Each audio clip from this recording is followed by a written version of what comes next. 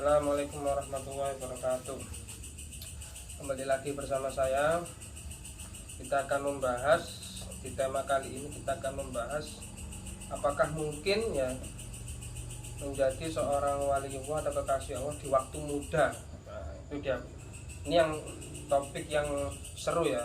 Karena biasanya untuk menjadi kekasih Allah itu yang umum ini lama, ya kan? Kayak contoh seperti ini. Kita belajar katakanlah ya mulai SDI, mulai PAUD sampai itu kuliah tuh umur 22 itu baru selesai ya. Kalau sampai S2, S3 itu bisa umur 25 lebih, ya kan. Nah, bagaimana mensiasatinya agar kita menjadi kekasih Allah di waktu muda, agar kita sukses di waktu muda, menjadi kekasih Allah di waktu muda. Nah, seperti yang makam-makam sebelumnya, itu makam-makam sebelumnya itu umum ya. Makam-makam sebelumnya itu yang mulai makam Muhyiddin sampai Adil itu makam yang umum, bisa digapai dengan niat yang kuat dan sungguh-sungguh, agar kita menjadi orang yang alim dan orang yang beramal dan menjadi hati yang bersih seperti itu. Nah, untuk menjadi kekasih Allah ini memang diperlukan syarat-syarat yang ketat ya kan, apalagi anak didik kita ini masih umur belasan tahun ya kan, umur yang setelah balik itulah minimal nanti bisa diajarkan. Cuma ya memang persyaratannya itu dari berbagai pihak harus bisa disetujui ya kan. Jadi persyaratan yang pertama yaitu anak ini tahu gitu loh, bahwa ketika menjadi kekasih Allah itu semuanya itu harus melewati petunjuk atau hidayah. Jadi kehendak bebas kita ini sudah apa ya, sudah tidak fungsi gitu loh.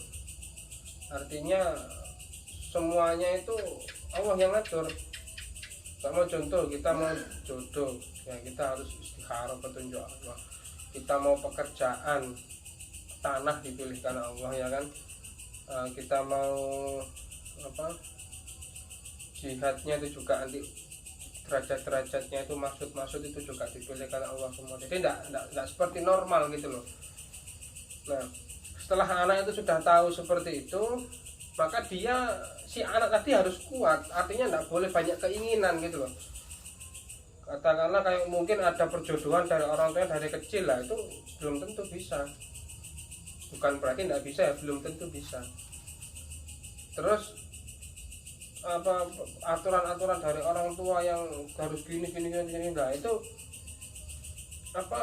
jangan terlalu dipaksakan di anak itu ya. Kalau urusan warisan, urusan apa, tidak apa-apa lah, sesuai syariat. Cuma tanah yang dipilihkan Allah itu nanti beda, tidak sesuai yang digambarkan oleh orang tua dan dirinya sendiri seperti itu. Nah, jadi setelah yang pertama tadi itu syaratnya dia tahu bahwa kalau jadi kekasih itu harus melewati petunjuk. Ketika dia sudah bisa menerima dan mengekang hawa nafsunya, keinginannya, cita-cita dan lain sebagainya guys, baru nanti orang tua juga harus meridai anaknya tadi, bahwa anak ini akan menjadi kekasih Allah, dan orang tua tidak boleh terlalu ikut campur masalah anak itu tadi. Karena anak itu tadi sudah sudah full ke Allah gitu loh. Jadi jangan banyak maksud seperti itu. Jadi seperti itu ya. Jadi ketika syaratnya sudah terpenuhi dan kita beri, anaknya sudah, orang tuanya sudah, yang ketiga ya. Yang keempat ini baru bimbingan spiritual. Nah, ini dibimbing oleh saya. Di sini saya akan membimbing bagaimana cara membedakan mana itu petunjuk dari Allah, mana itu yang dari hawa nafsu, mana yang dari cacatan iblis, dari bisikan-bisikan setan dan lain sebagainya. Nah, itu dari bimbingan guru dan contoh dari saya. Jadi anak-anak kan saya beritahu. Nah, yang keempatnya ada ya guru ya, saya beritahu ini saya dapat petunjuk tanah ini ya, yang kemarin itu yang ada di Wakofan di Wonosalam ada, di Kabu ada, di Grogol ada, terus di Depok itu yang buat pengobatan itu ada, itu 8M itu nilainya ya. Disuruh nempatin aja, suruh suruh mengembangkan. Yang di Surabaya juga ada ya kan, nilainya di KM itu, terus di Kabul itu 1,5 hektar itu. Jadi seperti itu ya. Jadi itu bukan keinginan saya, maksudnya kok bisa ke situ lah, bahwa alam saya hanya ibadah dan taat kepada Allah, kerja sama yang ada. Urusan nanti ditunjukkan tanahnya itu bukan urusan saya, itu urusan Allah. Makanya kita jangan terlalu banyak keinginan. Nah itu butuhnya adanya guru yang juga harus seorang wali tentunya ya kan. Makanya saya bisa membimbing anak-anak didik saya itu seperti itu tadi. Bisa tunjukkan ini tanah yang petunjuk seperti ini. Jadi wujudnya aja di dunia nyata ada, ya kan.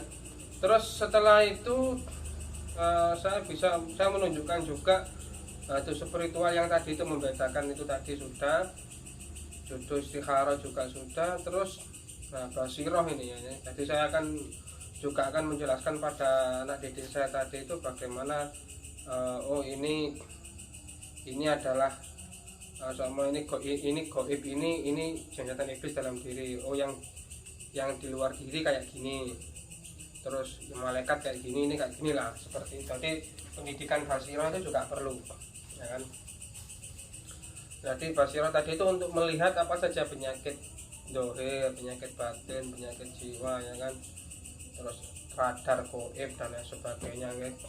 Seperti itu.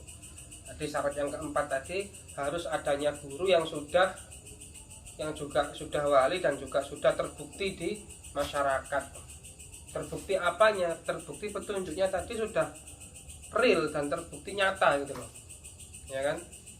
Nah seperti itu kan. Jadi syaratnya tadi itu kalau ingin menjadi wali di waktu muda ada 5 yang ada 5 ya. Yang kelima ini istiqomah ya. Jadi yang pertama tadi dia tahu bahwa harus full, artinya full ke Allah semua. Yang kedua, si anak tadi siap menahan hawa nafsu, menahan keinginannya dan lain-lain ya kan, dari keinginan-keinginan katakanlah karena khusus ya, ini kan wali itu khusus ya, ditunjukkan Allah semua. Jadi kalau si anak tadi nafsunya tidak kuat nafsu atau terlalu itu agak susah di situ ya. Memang dia harus full murni gitu ya, harus dapat petunjuk itu ya. Terus yang ketiga, orang tua juga harus tahu. Artinya orang tua itu jangan terlalu memaksa. Kalau sudah tahu anaknya seperti itu ya sudah, kita hanya meridhoi dan mendukungnya sepenuhnya seperti itu. Yang keempat harus adanya guru ya. Ada yang membimbing, jangan ini juga harus sudah wali juga. Nah bahaya kalau tidak ada bimbingan guru ini.